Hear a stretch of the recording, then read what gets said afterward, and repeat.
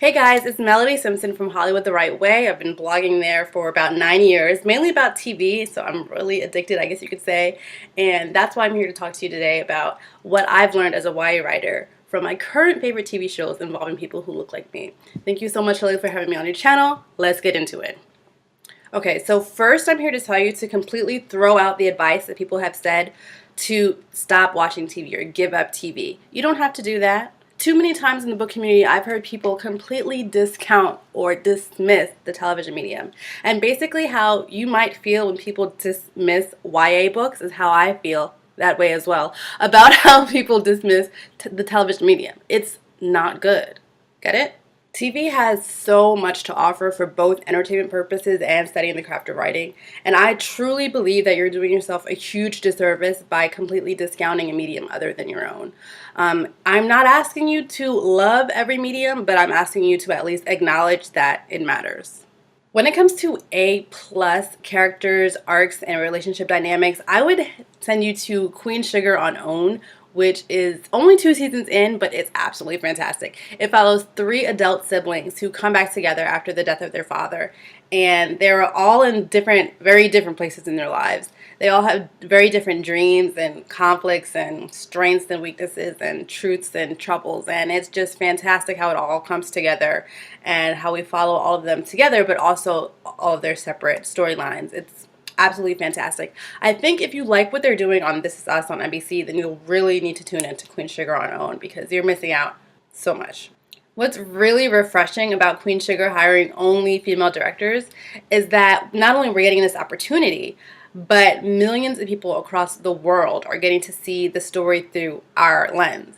And so if you want to be inspired to lean into being what you need to be to tell your story and appreciating what makes your perspective significant for the world to see, I would definitely watch Queen Sugar because they're doing some really amazing things on that show.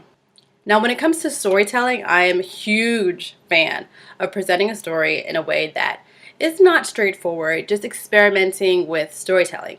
So, for example, if you're telling a story through multiple points of view, I would highly recommend checking out Dear White People on Netflix. It's only in its first season, but it's already been renewed for season 2, so I'm really excited about that. But as far as storytelling goes, I mean, it's on Netflix, so I really love what Netflix is doing, just allowing their shows, their writers to do whatever they need to do to tell a really compelling story. There's so much to learn when it comes to crafting characters and backstory and purpose and interconnecting the storylines.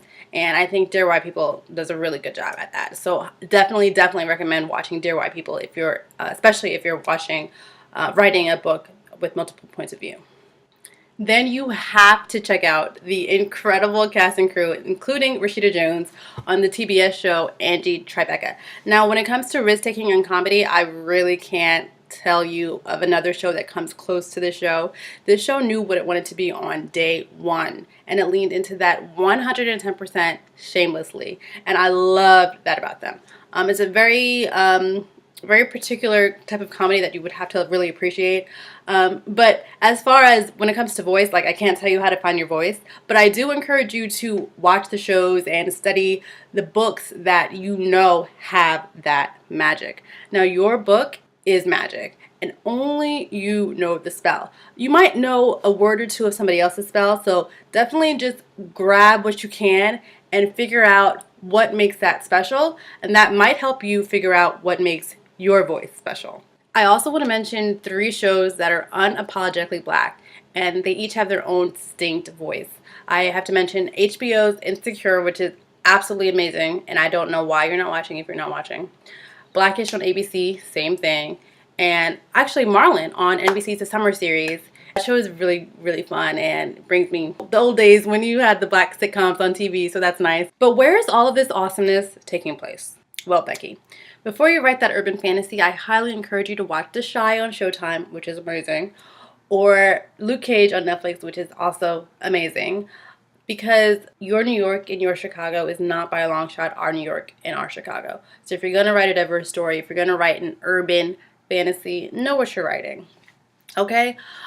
We've been inundated with one mainstream worldview for long enough, so now it's time to really dig into the settings that we are setting our books in, our stories in, whether that is in a novel or a TV show or whatever. You need to know that you know your world, and you need to show all of that world. Your world is your way to help your reader visualize the spell that you're casting.